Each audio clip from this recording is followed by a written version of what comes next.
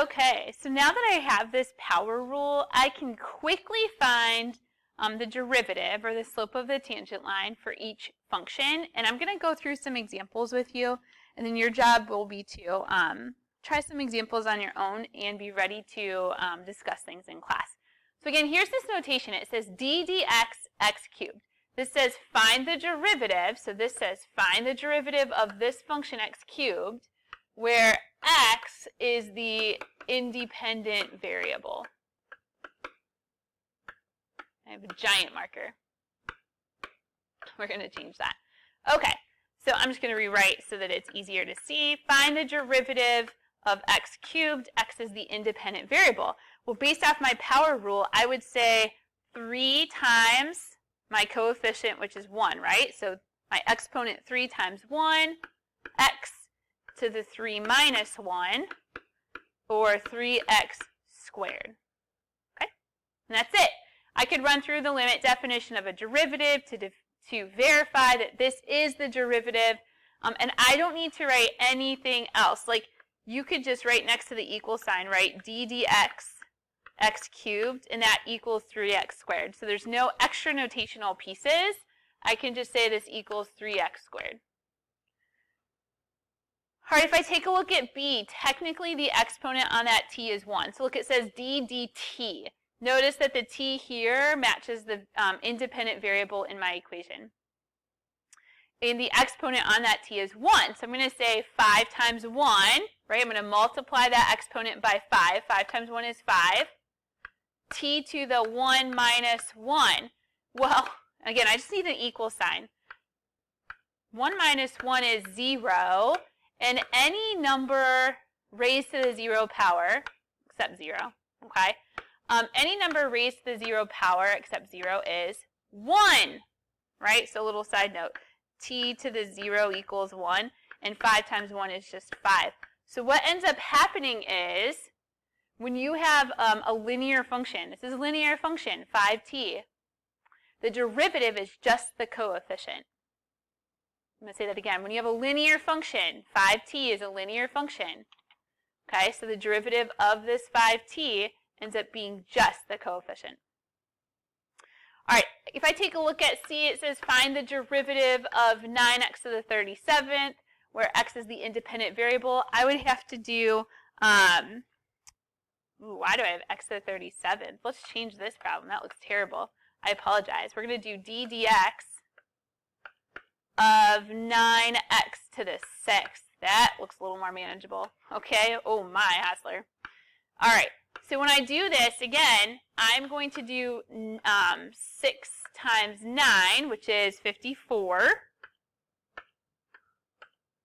x to the 6 minus 1, which really cleans up as 54, x to the 5th. Okay? All right, let's flip our paper over and do some more problems, because here's the thing, the power rule is valid for all exponents. It does not just relate to positive integer exponents. It relates to rational exponents, so fractions. It relates to negative exponents. It relates to roots. So we have issues, okay? And how do we deal with those issues? Well, you have to be able to do some quick math. So same rule applies. The rule does not change on us, okay? What I do is I'm going to take my exponent and I'm going to multiply it by the coefficient. So this is find the derivative of x to the negative 3/5, where x is the independent variable. I take the exponent and multiply by the coefficient. Negative 3/5 times 1 is negative 3/5. X to the negative 3/5 minus 1. Now, you don't get your calculator for these things, okay? So when I do negative 3/5 minus 1,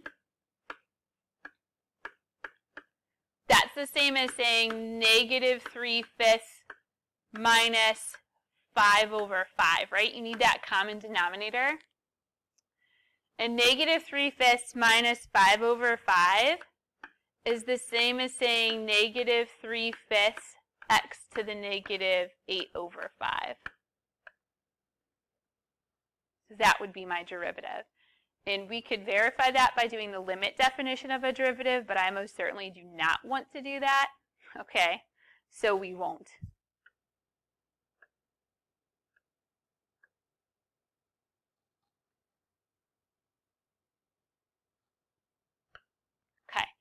Let's do B. So here's the issue.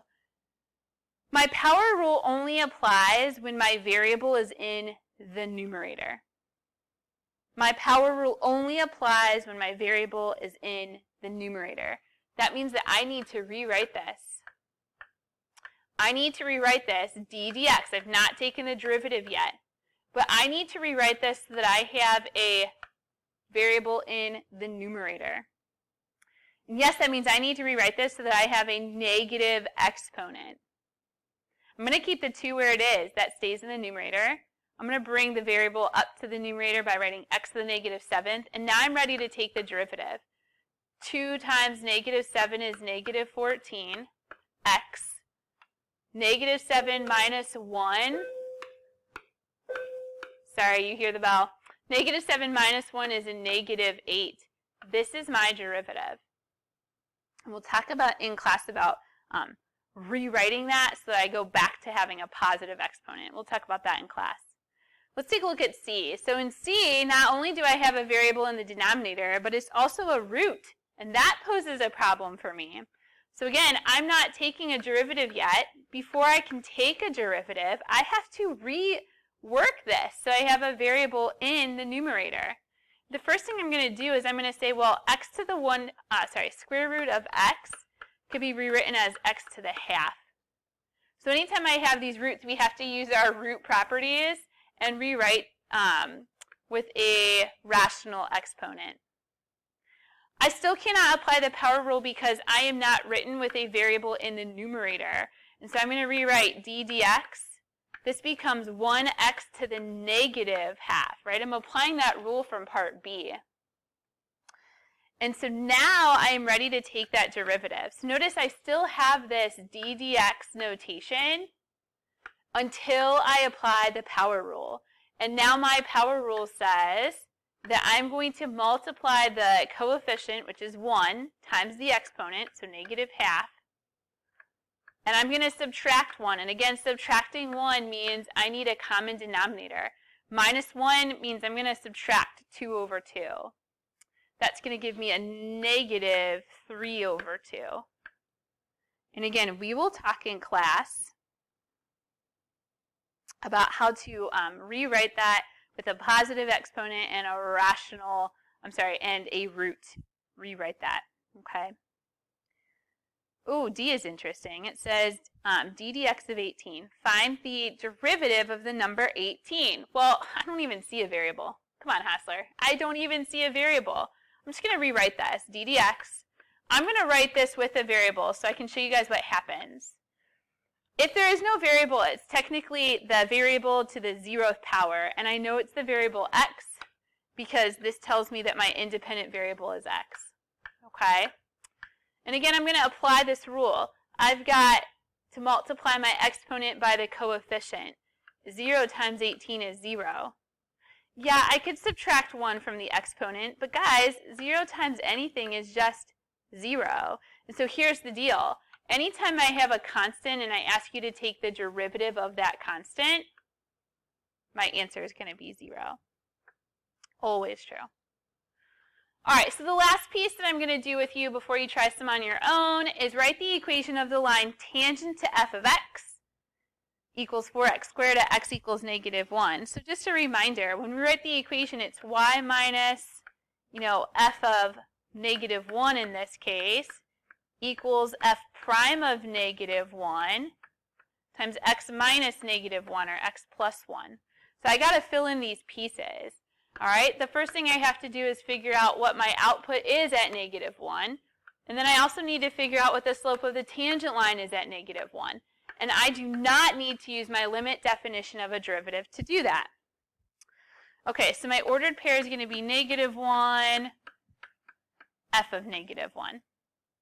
So negative 1, and if I substitute negative 1 into 4x squared, negative 1 squared is 1, times 4 is 4. I have the point negative 1, 4. To find my slope, I first need to figure out what that derivative formula is. And again, I could use the limit definition of a derivative to do that, or I could use my power rule. Power rule says I'm going to take the exponent times the coefficient. That gives me 8. I'm going to subtract 1 from my exponent. 2 minus 1 is 1, so I'm left with 8x to the first.